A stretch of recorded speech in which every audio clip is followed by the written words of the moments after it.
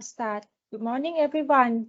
Welcome to the workshops on trade policy for post-COVID-19 recovery.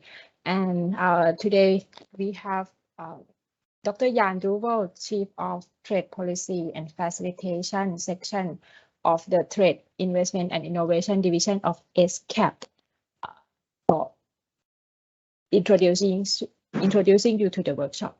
Thank you very much, Jan. Thank you very much, Witada.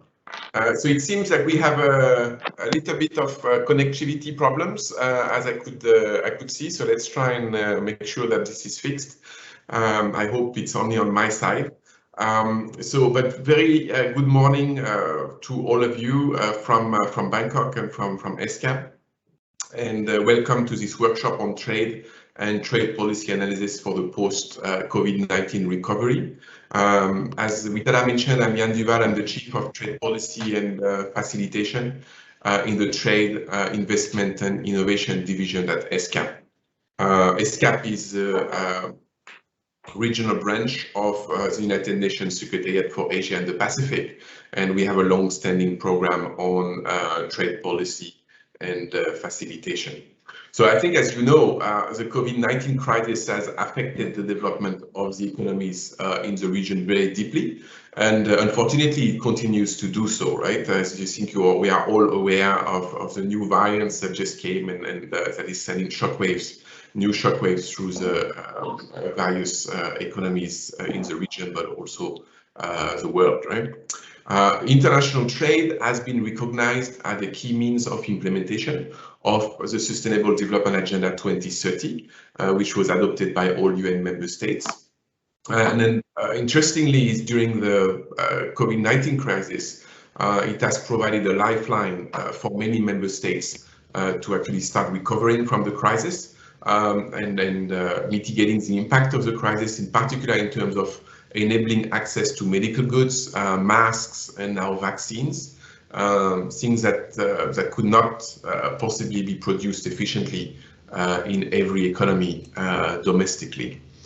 So while the pandemic highlighted the importance of well-functioning trade and supply chains, the system is certainly far from perfect, and there is certainly scope to develop better trade policies through research and analysis. And so this is really the purpose of this workshop. And this is one among many training workshops we organized on trade research and analysis at ESCAP.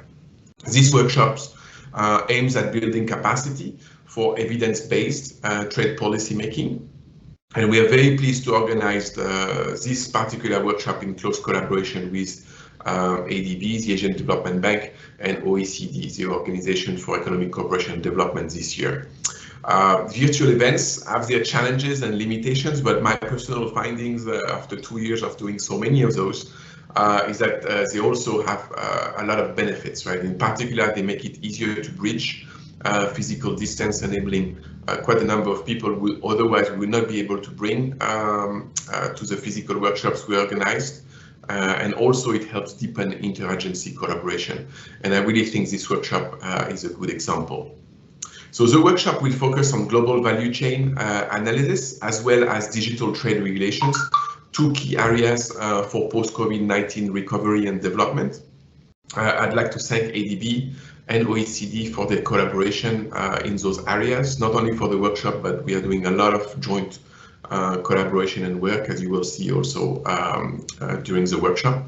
I also take this opportunity to welcome Dr. Biswajit Nag from IFT for his forthcoming contribution to the workshop. And I saw him very briefly online a few minutes ago, so I'm quite sure he's there and ready to speak to all of you. I believe we have many participants in the class. We had about more than 100 participants registering. I don't know how many people will come to the live sessions, but I think it's quite impractical to do a live introduction and give the floor one by one to everybody, as much as we would like to do this. So what I would like to suggest, though, is that it's always useful to know who is in the room and who is participating in the meeting. So if you can all go to the chat to the chat and put your name there, and if you can, maybe your title and why you're working, what's your role in trade policy, maybe in government or in research institution you work in. And if you have any specific expectation for the workshop, you can also mention it there. Please take the time to do this as we continue with the opening sessions and the remarks, right? I think it will be very useful to see the compilation of that. So please take the time to do this. And let me ask also the ESCAP staff, relevant ESCAP staff, to actually do this as well and write in the chat who they are, because I'm not going to give the floor to everybody. So thank you very much in advance to do that, for doing this. The workshop is composed of live and recorded sessions. So this is the first live sessions. There is also exercises you need to do. So one very important message I'd like to convey here is that you need to complete the exercises before coming to the live class, right? I mean, obviously not this first one, but the next one we're going to have on Thursday and on Friday, I believe. Please make sure you complete the exercises and you do the question and answers, discussing the points from the self-study modules before you come to the live session, so you can have more interactive and useful live sessions. Importantly, the certificate for the course will be given only to those of you completing all the exercises, as well as the evaluation by next Monday at the latest, right? So this is quite relatively intensive for you this week, so make sure you have the time to do all what's required. One more thing I want to say before I stop and I give the floor to Witada, my colleague Witada, is that we plan to launch an online training course, right? The self-paced e-learning course based on the self-study material that we'll go through. So in a way, this is kind of a pilot testing of this self-study material and the recorded presentations and so on. So I would very much welcome your feedback on any part and any aspect of the self-study modules, because after we finish this training workshop, we will revise the self-study materials, the recorded videos, and then turn it into a self-paced e-learning material. So please, you have a potentially very important role in this, in guiding us. So please give us as much feedback as possible before we officially release the e-learning course. Most likely at the beginning of next year at this point. So let me stop here and hand over to Witada. Witada? Thank you very much, Jan. Now we are ready to turn to the second session, which I'm going to present the trends of trade and the implications to post-COVID-19 recovery. I would like to share my screen, so give me a few minutes to transfer.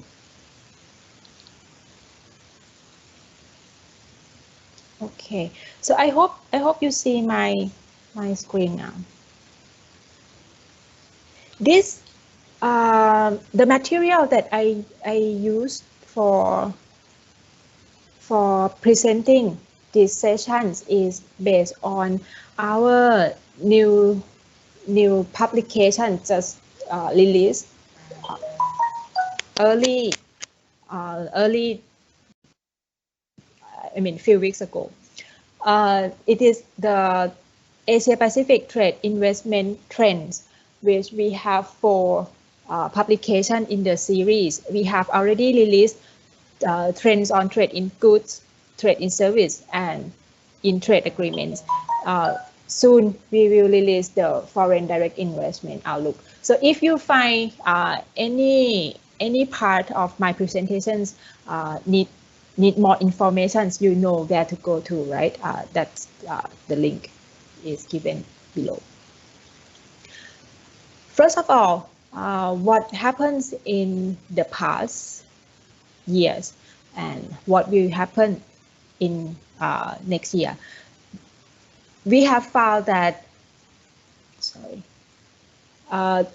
trends in trade in goods and trade in service of Asia Pacific have picked up quite strongly, especially for trade in goods.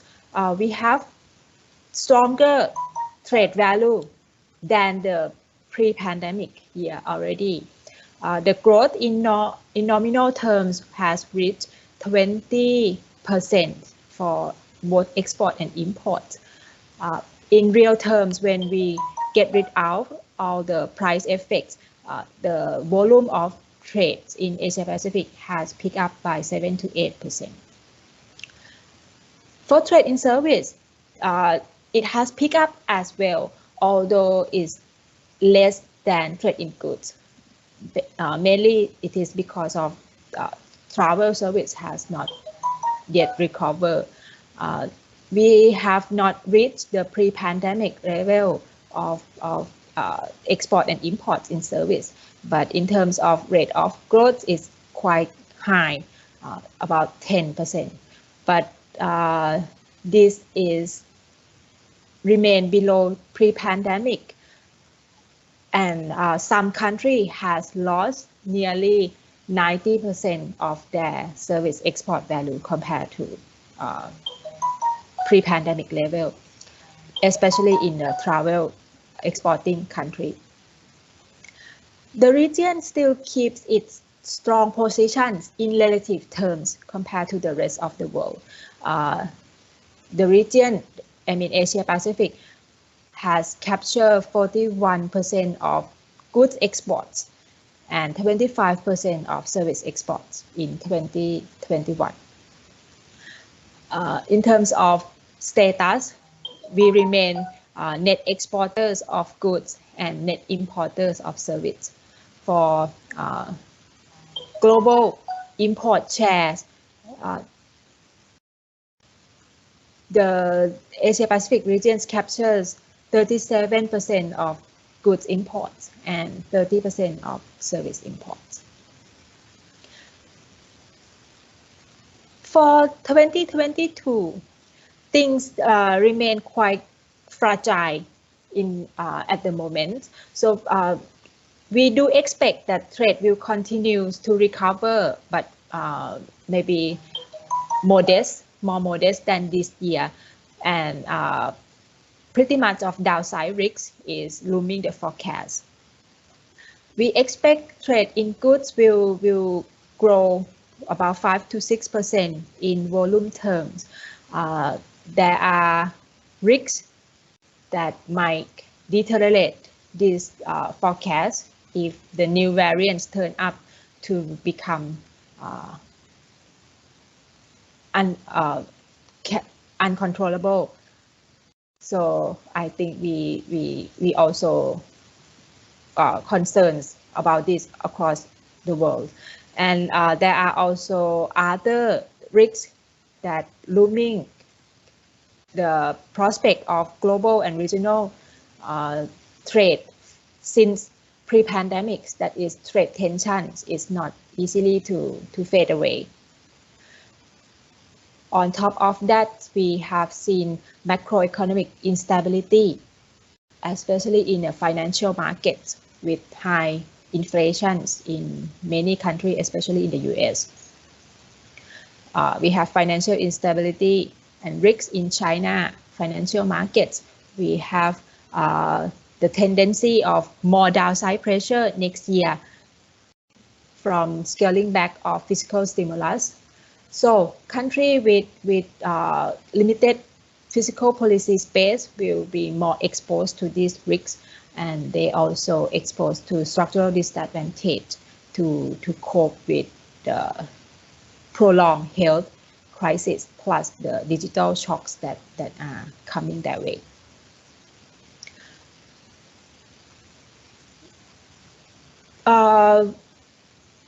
Between these 2 years, we also observe that regionalization has become largely stalled. There are only 4 new agreements signed in 2021. This very much dropped from 13 in 2019 and 11 in 2020. Partly this is because we have COVID that make it more difficult for a country to continue its negotiations. Policy efforts have to direct toward solving immediate threat, which is the health crisis. However, it also reflects the longer term trends that now trade negotiations has become harder to cope with, especially for developing countries, because we are living in the deep agreement age, not shallow agreements anymore. Many more domestic regulatory domains has been covered by trade agreements. We cannot neglect the digital trade elements, including the e-commerce that have become main parts of negotiations in many new agreements now. And we also have dedicated trade agreements for digital trade. We call it digital trade agreements that focus exclusively on this issue.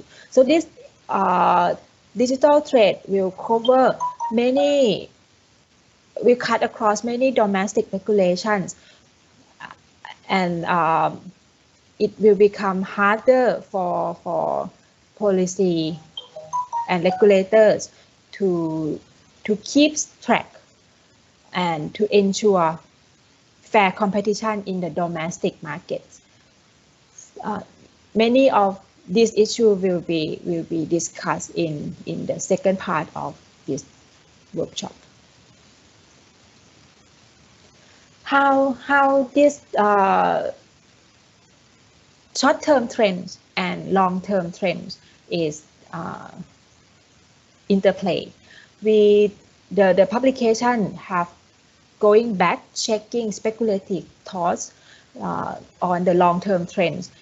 Most of these thoughts has happened even before the COVID crisis, and the COVID somehow also accelerate the comments on these long-term trends.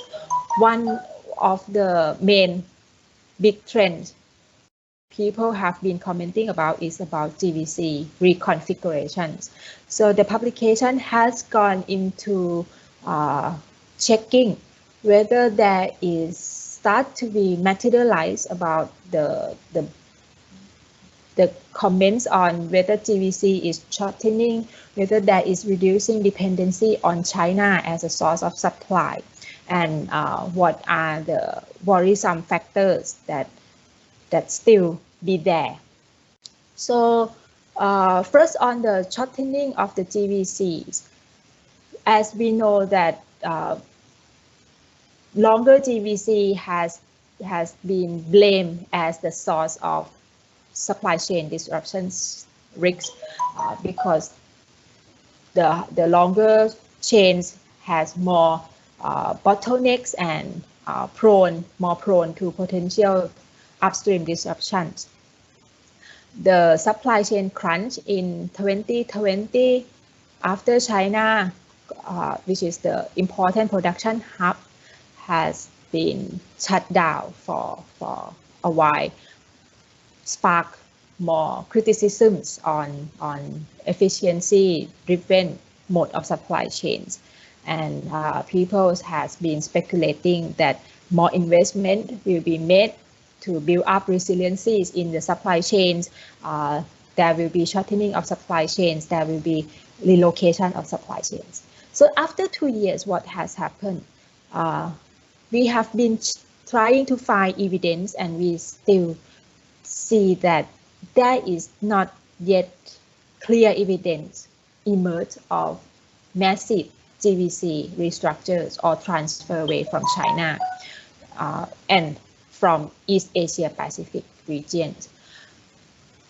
In fact, recent study by OECD has shown that import goods for the world 37 largest economy actually found to be traveling longer distance than before pandemics.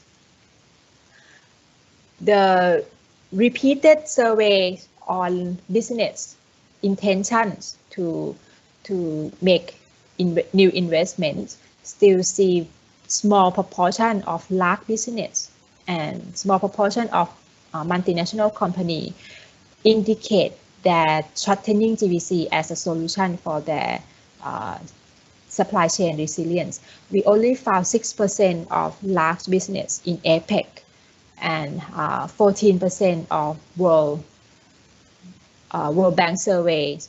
Multinational companies shows business plan of DVC shortening.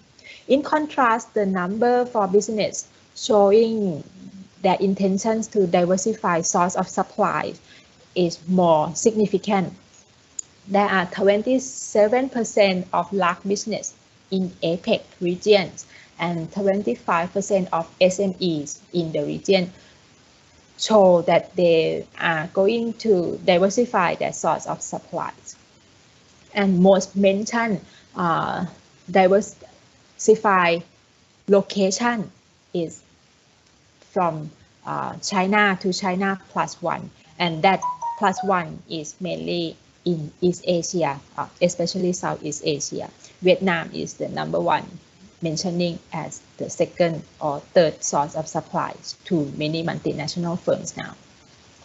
So based on this recent checks, so we still believe that if relocation or shortening DVC happens, most likely it's going to be only in specific industries rather than across sectors. So it's not going to affect entire production landscape, at least in the foreseeable futures.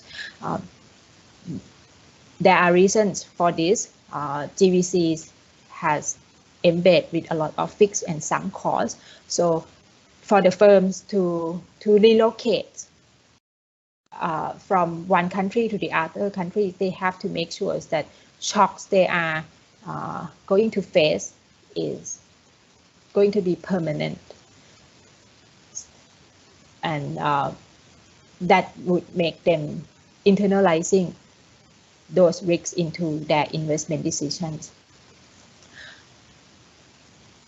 But we do believe that China +1 strategy will be taken up. The share of US and Europe-based companies now list China as one of the top 3 sourcing country has been declined quite significantly. In contrast to Vietnam has emerged as the top 3 sourcing countries, increased by 3 times compared to 2017. But having Vietnam in the top 3 sourcing list country doesn't mean that firms are moving out of China. It is China +1, and many more business now taking the business model of just in case instead of just in time, meaning they are investing more in inventory of critical inventory inputs for their productions. Whatever approach business are taking in the medium to long terms,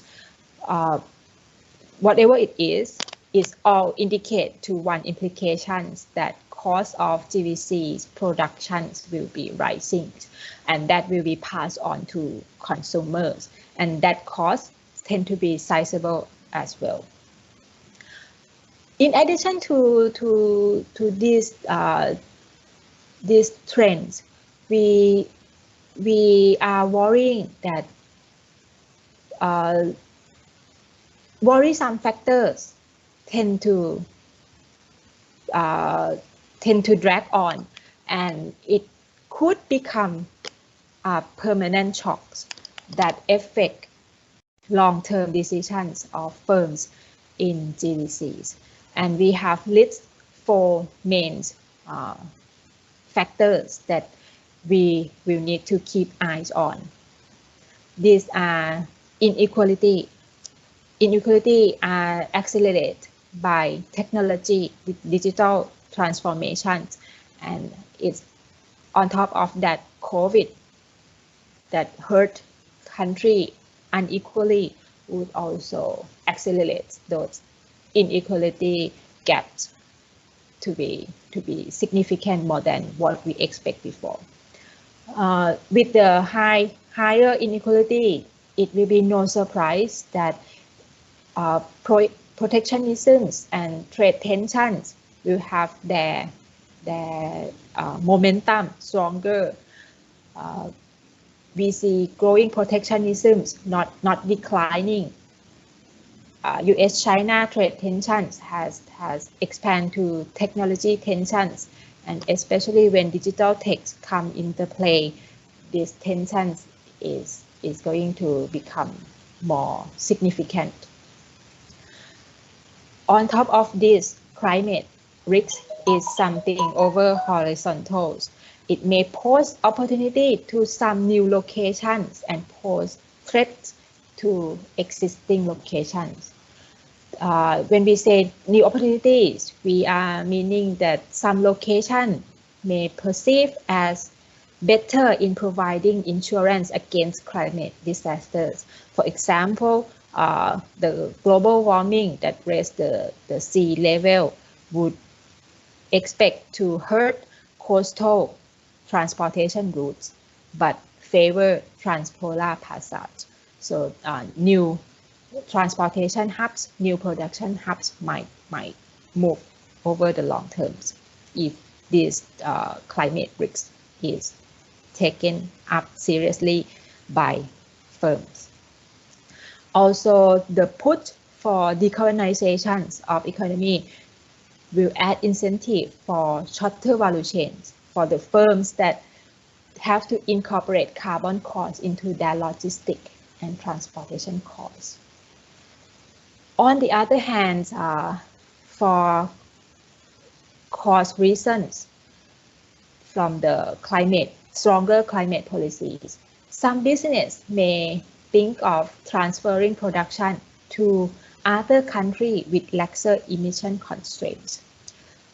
So this mixed impact of climate risks and policies still hard to find a common dynamisms that we can conclude on what and how it will impact DVC decisions, but definitely it is there, and we need to have closer look into it. The second big thing for the long-term trends is definitely the digital transformation. It has been there before crisis, but the pandemic has fast forward that trend. The speed will not be slowing down, especially for the service. We have seen that over the past 2 years, service sectors has been faster than manufacturing sectors in adopting digital solutions. One reason is because service used to be very much rely on face-to-face transactions with the COVID, so they have no more choice but have to take digital solution to reduce face-to-face interaction with the customers. So we observe significant digital implementations in traditional service, including travel and transport. Financial service also among the top 3 service sectors that fastest in digital implementations. Now 88% of Asia Pacific consumer report using mobile banking and digital payments. This is compared to 55% only in just 2 years ago. So it's 30% shift, not 30% shift, but 30% touch point increase in adoption of digital payments in Asia Pacific region. That's pretty huge. Also, paperless trade facilitation is also shooting. Recent survey of ESCAP UNTF survey 2021 shows that cross-border paperless trade shoot up by 6 to 4 percentage points.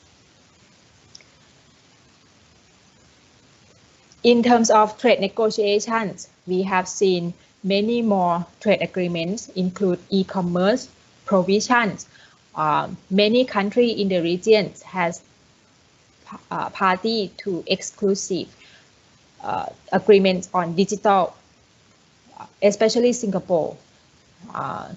As Singapore, an advanced country in Asia Pacific region, now seriously taking digital trade agreements and digital solution as a tool for cross-border trades. So gaps between advanced and less advanced country in the region is enlarging by this digital capacity. The digital transformations also make new regulatory challenge because now much more domestic regulatory domains now exposed into international negotiations. In conclusion, what we would expect for the longer term trends post COVID-19 depends on what would be the persistent shocks. These policy tensions, the enlarged inequalities, both between economies and within economies, plus climate risks are identifying by us as the main challenge. So these three main factors are going to be defining future of trade post-COVID-19. And more information on these areas you can find from ESCAP publication list below. Plus, we will have analysis in terms of working papers or other publication coming along. Thank you very much.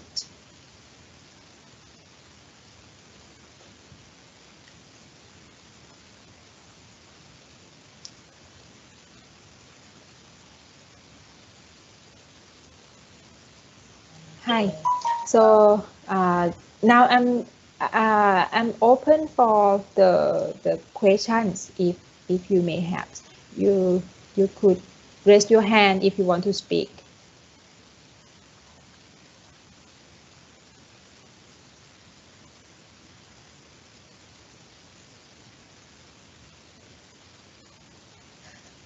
Okay, I don't see questions. It seems is then I would like to move to the next session, if you don't mind. I think we forgot to mention to you at the start of this meeting that the meeting is being recorded. So if you are not happy with that, yeah, sorry. The video record would be made available to the participant for catching up the part that they are not clear as well. I saw hands, so let me check.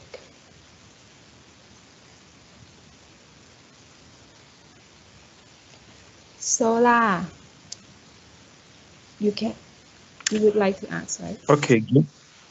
All right, good morning. Please, can you hear me? Yes, I can. Okay, great. Yeah, good morning. My name is Oluwashola. I'm from Nigeria. I just want to ask a question. I have a background in energy and environmental economics. So I'm trying to see, because I mentioned, I think in a particular place, you mentioned the issue of climate risk as far as is related to GVC. I wanted to maybe clarify on that, because my understanding is that now that the production process is divided into different stages in different countries. So I'm trying to understand now how, for example, now if a particular product is produced in China, like is wholly completely produced in China, we can hold China responsible for whatever environmental implication of producing that product. But now that the production process is divided into different stages in different countries, so how do we address the environmental issues that are related to some of this product? Because now there is need to start looking at, okay, which country is working on this part, which country produced this particular part, which country is in this stage. So how does that affect, let me use the word, maybe like environmental accounting or responsibility? Who do we hold responsible for some environmental problem that are associated with the production of some product? Thank you very much. Thank you very much, Sola. Very good questions, and I may respond briefly, but my colleagues, Dr. Yan Duval, Dr. Biswajit, and also ADB colleagues who study on supply chains and environmental issues might have something more to say as well. So my colleagues, please feel free to join me in giving your thoughts here. For my thoughts, the carbon accountability is the issues that as you mentioned, a country that produce would have found to be release a lot of carbon, right? But in fact, that production is consumed by other countries or linking to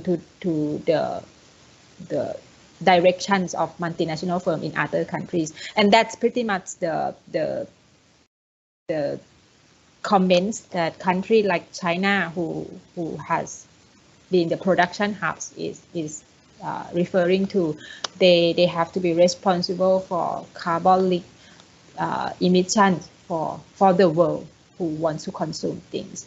There are carbon footprints that keep records of the productions, but the system of tracking who actually own that amount of productions, which going back to developed country, is not perfect.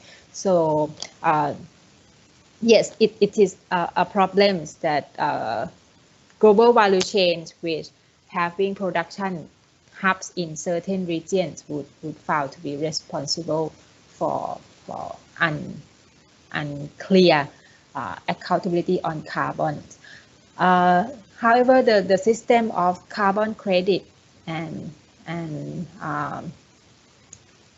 carbon accounting is developing, including the policies on carbon accountability, carbon tax. So I think we are developing a system for better accounting of carbon credits. But yes, I would say it's not as perfect.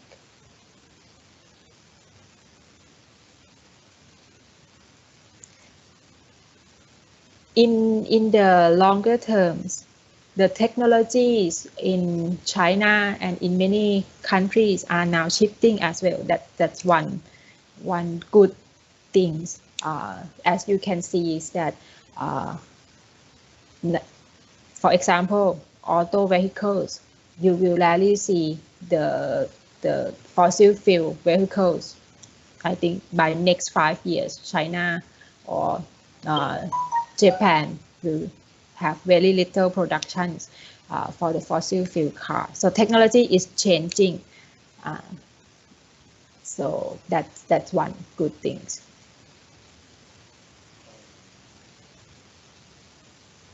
Jan, would you like to say something?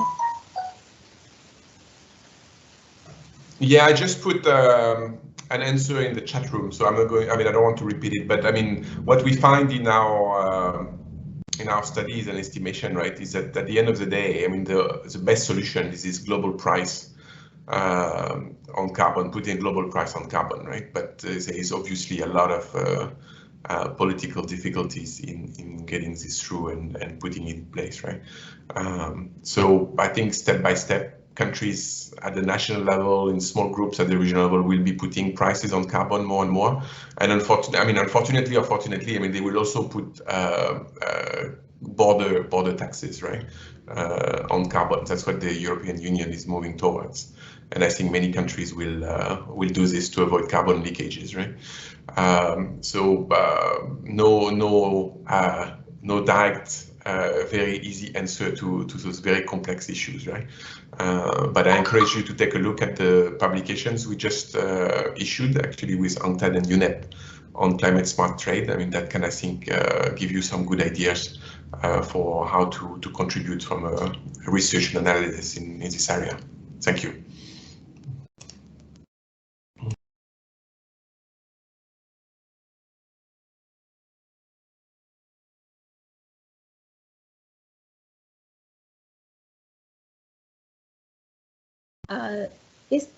Is there going to be other questions? I see no hands. So if not, I would like to move to the second session, which is on DVC analysis. In this session, I have Dr. Biswajit next. He is the professor of economics at Indian Institute of Foreign Trade, IIFT, from New Delhi. He has very high experience in teaching on the topics, as well as being the advisor to government in India on trade and on the value chain issues. Currently, he is the advisor on global value chain at Asia Pacific Research and Training Network, ARCNet, and he is also advisory board members of UN ESCAP e-learning course on trade and SDG. He is advisory members to Infinite Sum Modeling, a US-based research company, and Depth Advisory and Research in New Delhi. Professor next has authored many books and wrote number of research papers as well as peer-reviewed journals. He has been involved in many projects of international agencies, not only the UN, but also World Bank, WTO, EU, JICA, ADB, and many others. He is currently specializing in global value chains, trade, and technologies with the implications to trade and sustainable development goals. So, Professor Nak, may I invite you to take the floor, please? Thank you very much, Vitada. Am I audible? Can you hear me?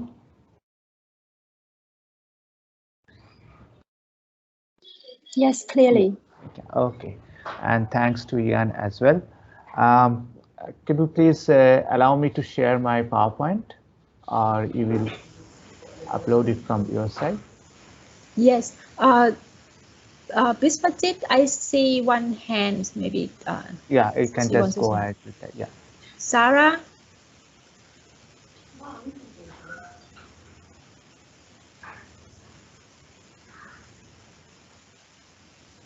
Sarah, I see you raised your hand if you want to say something. Yes. Oh, thank you very much. Yes, good evening from Ecuador. I have actually two questions from the previous presentation and the report that they just sent on us on climate smart policy. I was wondering if you could give us a bit summary of how we can push forward climate smart policies utilizing trade, which is one of the chapters or one of the sections in that report. And secondly, I see that in the report, they deal with agriculture, trade, and climate change, in particular agricultural subsidies. Now, in our countries, many of our developing countries, agriculture is still an important sector concerning employment. But it's also a sector that could be very environmentally damaging. And we know our countries, for instance, in Latin America, I'm from Latin America, we are net exporters. And this is an issue that is being studied now, how we can make compatible the policies from agriculture and the policies from trade so that we can address climate change. I don't know how is the issue in Asia Pacific, but in Latin America, about 25% of total carbon emissions come from agriculture. Therefore, it's something that we really want to start addressing. Is there any thought about that from your side of the world? Thank you. Thank you, Sarah. This is very good questions. Let me share with you the publication. I think it is in the chat box, which is have chapters directly touch upon issues of agriculture and carbon, including the supply chains. And probably we can have a separate discussion because it's also another topic beyond the value chain things. Let's have a separate discussion after the meeting if you need. Is that okay? Yes, sure. Although trading value added is, of course, it deals with wages, and in agriculture, that's a very important issue. That's why I was mentioning, and also because of the fact that Latin America, we are net exporters of agricultural products. Maybe in Asia is different. Of course, the measurement of trading value added, knowing that trading value added includes those wages, it's very, very important. And knowing how we can make compatible the policies that you analyze there in that report, subsidies in agriculture and trade and climate change. So that's something that struck me. Yes, but we can revise that report and we'll talk later. Thank you. Yep. Thank you. This was it, please. Okay, thank you very much. Let me just share my PowerPoint.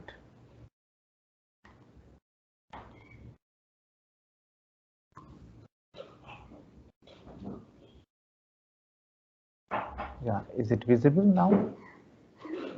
Yes, I can see your PowerPoint. Yeah, okay. Thank you very much, both Jan and Tada, and also I'd like to welcome all the participants. So the course for which I'm the responsible is having the title Analyzing Value Chains and Trade Flows. So the basic objective in this particular course is helping the participants to understand the global value chain. There are several measurement aspects and calculations of different indicators. And from there, how we can draw the policy implication from the results, as we can see, or rather we will be seeing it through the lectures. So our objective is to build a practical skill using various tools, both from the qualitative aspects as well as from the quantitative aspect. The course will cover different issues.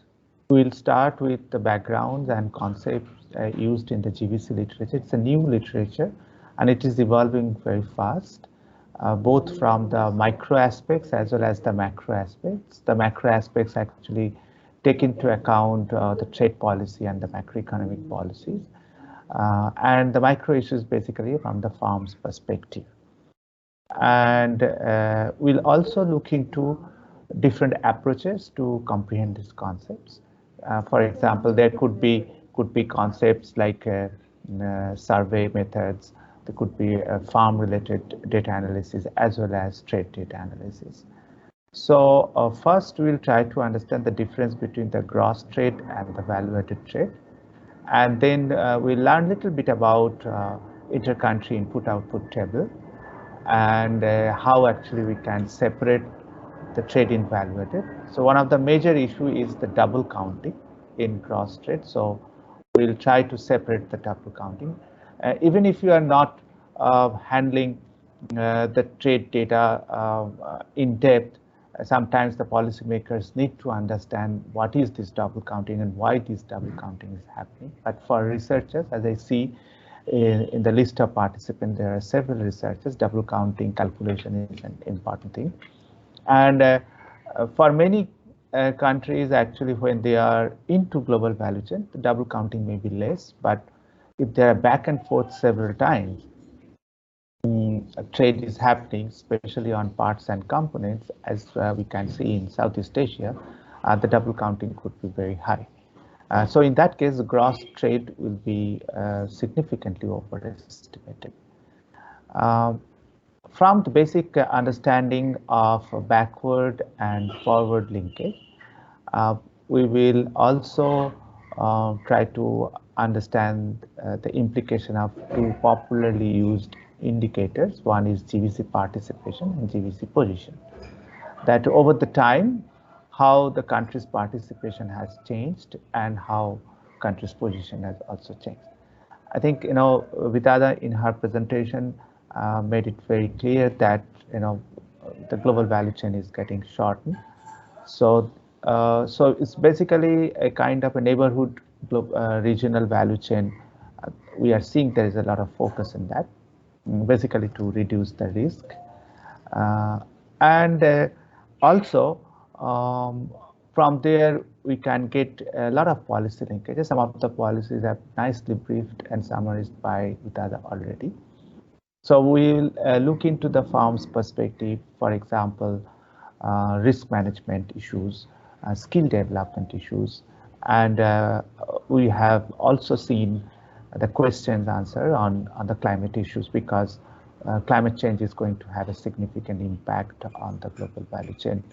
And in post-COVID period, the climate change will come up as one of the additional challenges the world is going to face.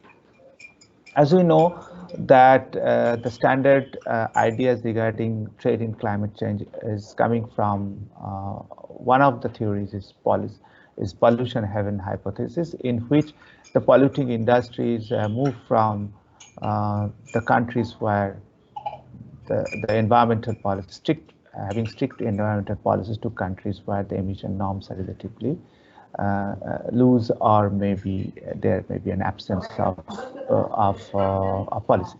But because of the new technology, it can happen that there is an investment in the technology, even when you are outsourcing. If you are focusing on carbon tax, as mentioned by Ian, so there may be an indirect impact on the technological development for green trade.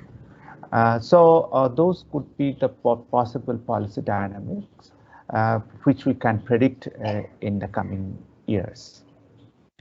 So the pedagogy of the entire course, there will be 4 lectures. So it will be all pre-recorded lectures. I hope you have already received them. And there are a lot of examples given in the presentations to explain the concepts. So what I request the participants to link them to their own country experience, or maybe some of you have already made a research, so you can contribute while we have a discussion session. There will be exercises. Some questions are given as multiple choice questions, and there will be descriptive questions. In this particular course, we'll be significantly using the new tools developed by ESCAP along with ADP and FELAC, which is called RIVA. So we'll be using the RIVA database to understand the indicators, and some questions have been given for which the participants need to use the RIVA database. And towards the end, we'll have basically a detailed group discussions where there will be a lot of lateral learning, as I'm expecting, because participants are from different countries. They have their own experiences, so others will also gain from those experiences, and so am I. So going to the course outline slightly in detail. So the lecture 1 actually provides the background on globalization and GVCs, so concepts and definitions. like how supply chain is different from value chain, what to mean by production network, and what are the different approaches to analyze those value chains. And then we'll briefly touch on how to capture the trading value added, which will be basically discussed in detail in lecture 2. And in lecture 1, we'll also, because it's an introductory lecture, so we'll also focus on the current developments and global value chain, which includes shortening of the global value chain or nearshoring of global value chain. So in the lecture 2, our focus will be on trading value added and why it should be measured. So every country is having their own input-output table, and how actually we can track the value addition in the production process from the input-output table. And then there are efforts globally by various organizations like OECD, IDB, European Union, to develop, UNCTAD also, of course, develop an inter-country input-output tables, and researchers and policymakers have significantly benefited from this inter-country input-output table. In this table, actually, 2 kinds of trade have been included on the national input-output table. Number 1 is trade in intermediate goods and trade of final goods. So we'll be able to track the final consumptions data of the products you are producing by the importing country, and how much of your exports will be consumed by the partner country as intermediate goods, which might get used in the production as well as export of those countries.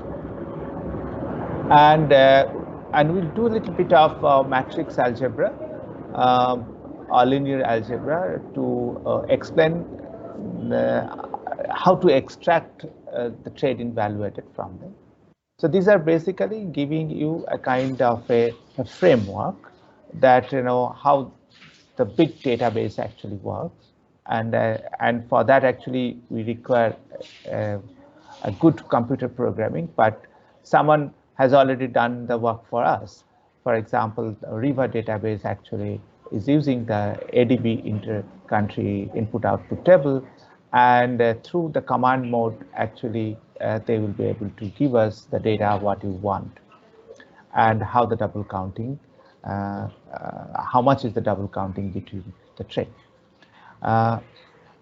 In the lecture 3, as I mentioned in my previous slide, we will focus on Riva database as well as the tool, and we'll try to interpret the results when you are extracting information from the Riva database, how it is unique and different from the other databases, because the user friendliness, the visualization effect of Riva actually are quite appealing. So we want participants to use the database during the class or during the course and try to answer the questions which is given at the end of the course.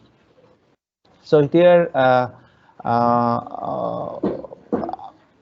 do a kind of a screenshot of some of the extracted data to explain the GVC relationship, structure of value added, participations and GVCs, and also the backward and forward linkages. And we'll try to interpret the results, because extracting data is one aspect of analysis and interpretation is the other part of the analysis. So once we do the both, then we'll get a complete learning out of it.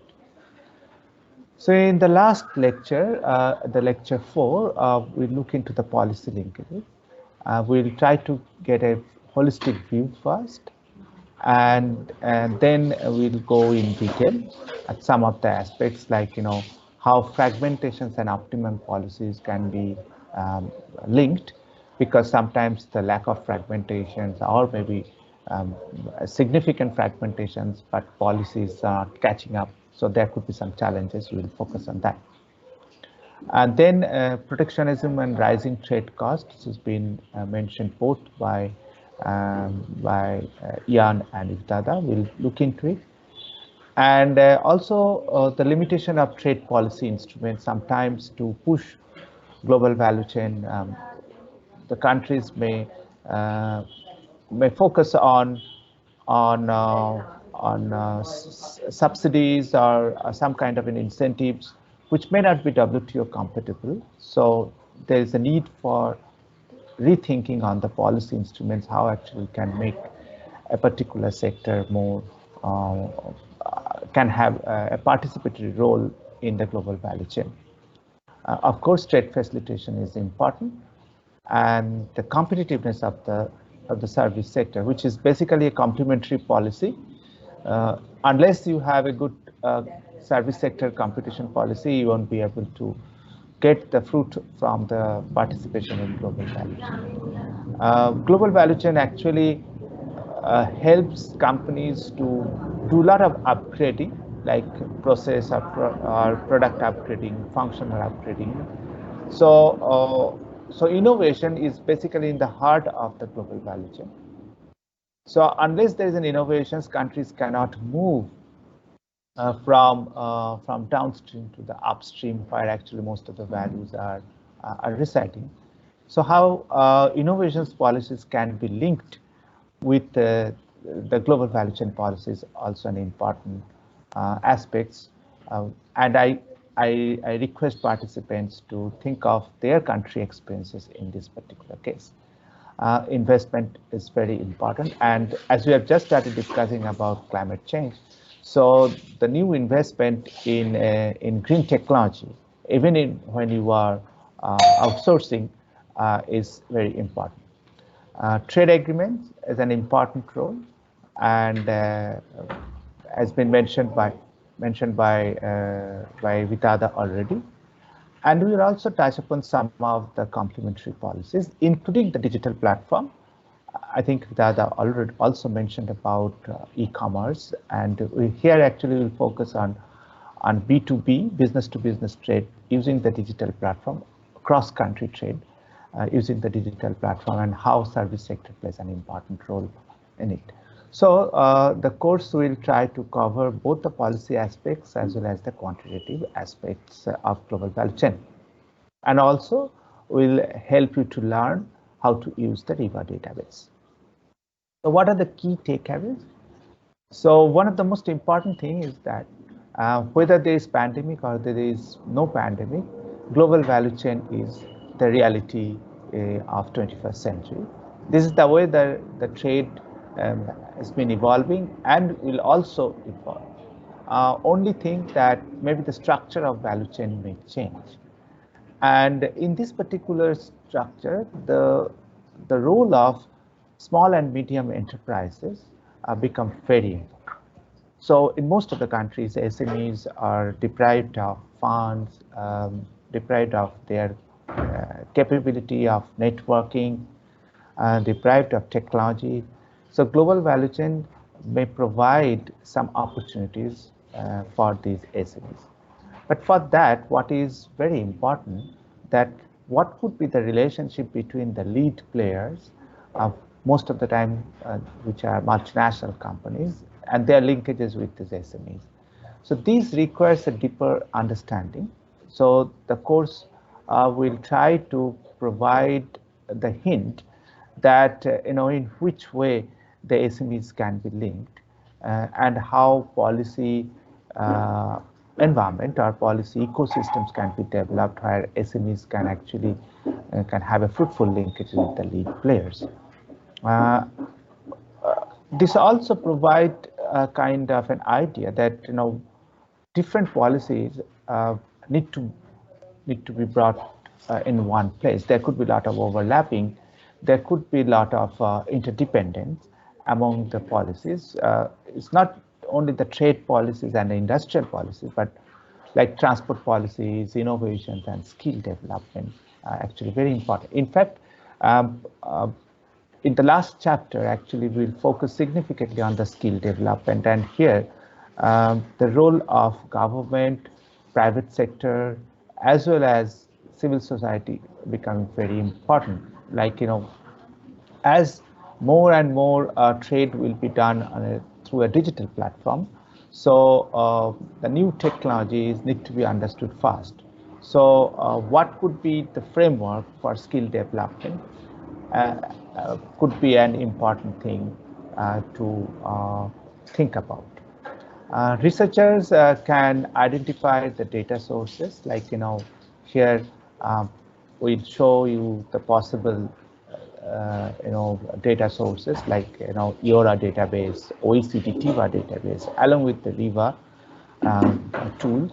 So those databases can be used, and what would be the possible interpretations when you get those information, and how those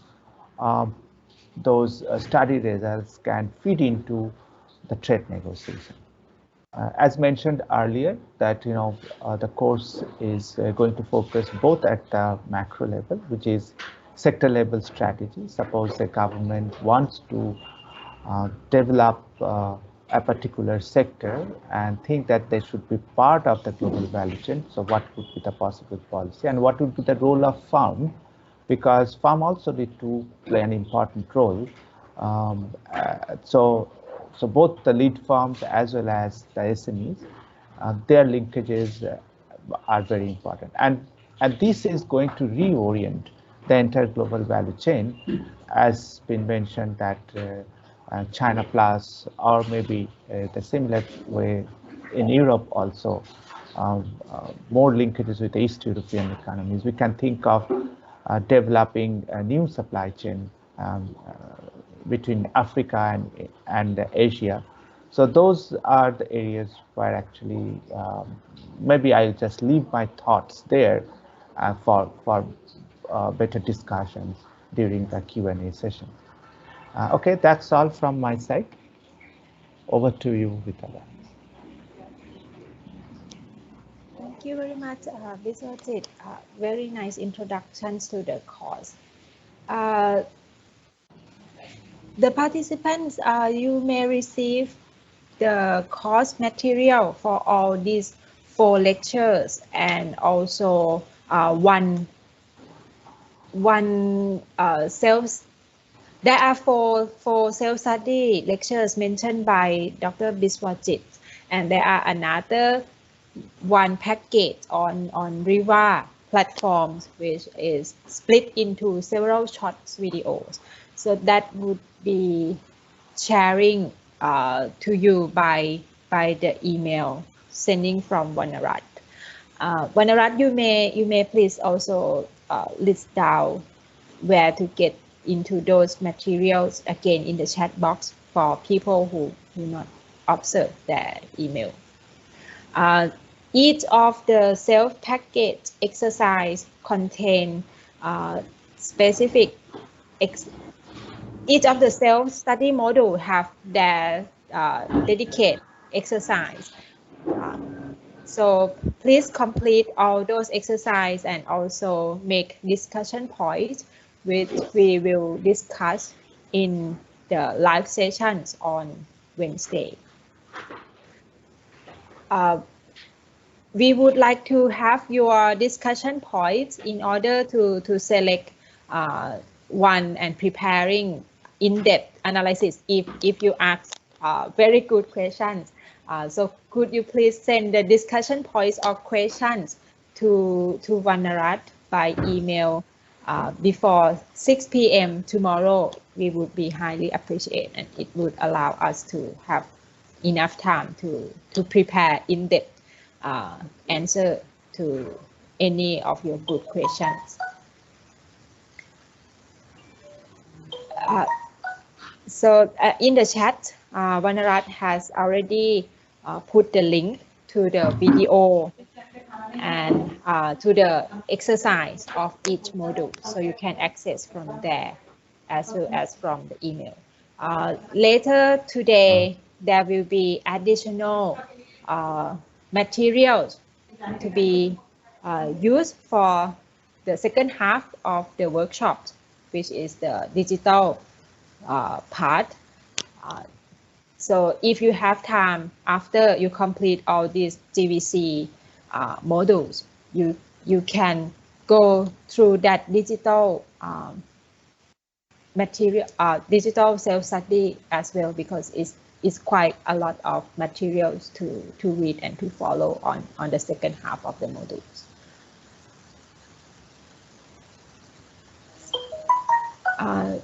That's most of the housekeeping rules I would like to tell you today.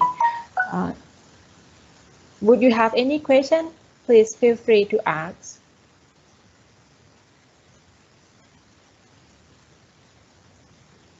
I saw question in the chat. Do I need to send results to one another again? If you complete the exercise in the forms, you don't need to send the result again. But if you would like to ask questions, or if you have discussion points, we do appreciate to receive your emails in advance.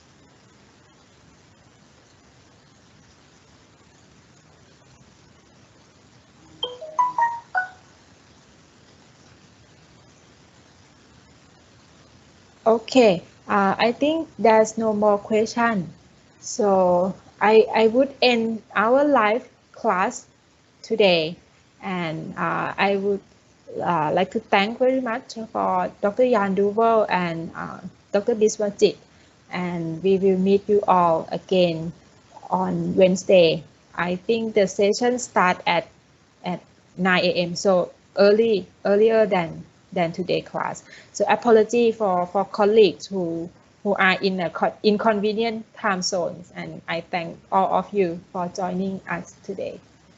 Thank you very much. Thank you, Vitada. Thanks. Bye. Thank you.